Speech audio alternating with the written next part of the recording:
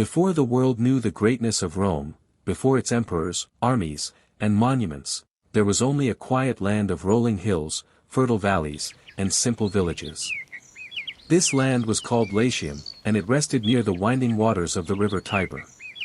Today, we journey far back into time, to a world of kings, shepherds, legends, and destiny. This is the ancient tale of Romulus and Remus, the twin brothers whose lives would shape the beginnings of one of history's most legendary cities. In the land of Latium lived a king named Numitor, a kind and honorable ruler who led his people with fairness and wisdom. Peace be with you. His kingdom was not grand or mighty, but it was stable, peaceful, and loved by those who lived within its borders. Numitor had one younger brother, Amulius, a man of strong ambition. While Numitor valued harmony, Amulius valued power. He believed he deserved the throne, not by merit, but by desire. Ambition grew in Amulius' heart like a seed planted in dark soil. Over time, this seed turned into a plan, one that would change the course of the entire kingdom. Amulius quietly built support among those who were swayed by promises of wealth and influence. In time, he took the throne from his brother, pushing Numitor aside and claiming kingship for himself. Though Amulius sat proudly on the throne, one fear remained in his mind. Numitor's family still lived. And in them, he feared a future challenge. Numitor's daughter gave birth to 2 boys. Twin sons, healthy, bright, and full of promise. Their names would one day be known across the world, Romulus and Remus. When Amulius learned of the twins, he grew uneasy. 2 rightful heirs existed, 2 children who could one day reclaim the throne and restore their grandfather's rule. But in this moment, destiny stepped in a way that protected the future of Rome. Amulius commanded that the newborns be removed, but the man sent to carry out the order could not bring himself to harm the innocent children. Instead, he chose a different path, one guided by compassion. On the riverbank, the man placed the twins gently into a woven basket. He made sure the babies were comfortable and secure, whispering a quiet hope that something greater might protect them. The basket was placed into the flowing waters of the Tiber River, where it drifted slowly downstream. The river carried it past reeds, rocks, and forests, guiding the tiny vessels toward an unexpected fate. The basket finally came to rest at the base of a fig tree, sheltered by the roots of the forest floor. The cries of the twins echoed softly among the trees. And this is where the tale takes its most extraordinary turn. A she-wolf, roaming near the river, heard the faint cries. Instead of reacting with wild instincts, the animal approached with surprising gentleness. She sniffed the basket and saw the tiny babies inside. Something in the wolf softened.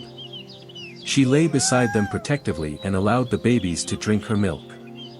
In this forest sanctuary, the wolf warmed them, guarded them, and treated them as though they were her own cubs. It was an image that would become one of the most iconic symbols of ancient Rome. For days, perhaps longer, the wolf cared for Romulus and Remus. The forest became their cradle, the she-wolf their guardian. But fate had more in store. Help was coming, in the form of a human who would raise them into men. One day, a shepherd named Faustulus wandered into the forest. He was a humble man with a gentle heart, living a simple life among his flocks. As he moved through the trees, he noticed a sight that stunned him. A wolf standing protectively beside a basket, inside of which rested human infants. Faustulus approached carefully. The she-wolf, as if understanding his purpose, stepped back and slipped quietly into the forest, leaving the babies in his care. Faustulus carried the twins home, where he and his wife raised Romulus and Remus with love, teaching them generosity, courage, and respect. As the years passed, the twins grew strong and intelligent. They were known for their courage, fairness, and loyalty to one another. The people admired them, not knowing their true heritage. Romulus and Remus often helped shepherds defend their flocks, solved disputes within nearby villages, and explored the forests where they were once found as infants.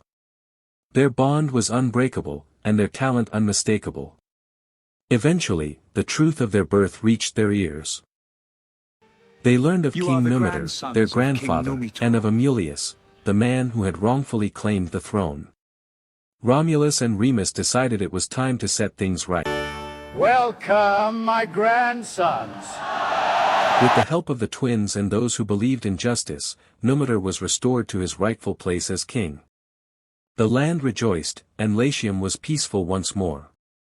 With their grandfather back on the throne, Romulus and Remus felt a new sense of purpose. Together, they dreamed of building a city of their own, a place where people from all lands could join, live in harmony, and create a community unlike any other. They returned to the very hills where the she-wolf had found them. These hills would become the birthplace of a legend.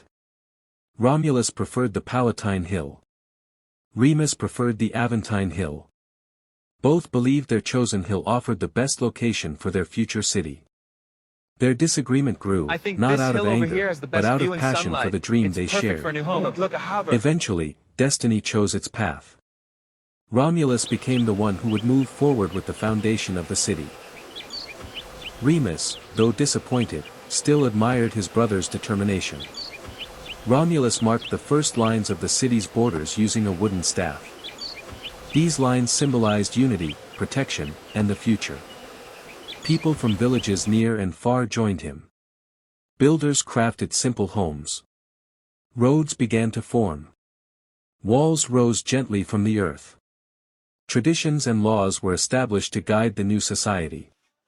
Under Romulus' guidance, the community grew stronger day by day. The people respected him as a leader, not because of power, but because of his commitment to fairness and unity.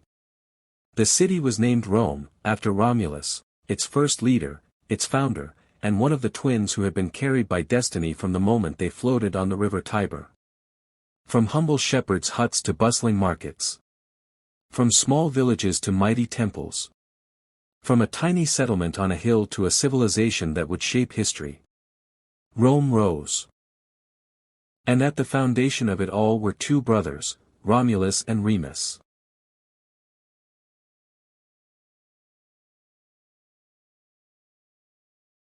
Though much of this story comes from ancient legend, the message remains timeless. Great things can grow from the smallest beginnings. Courage, unity, and hope can build nations. And destiny has a way of finding those who are meant to shape the world. This is the story of the founding of Rome.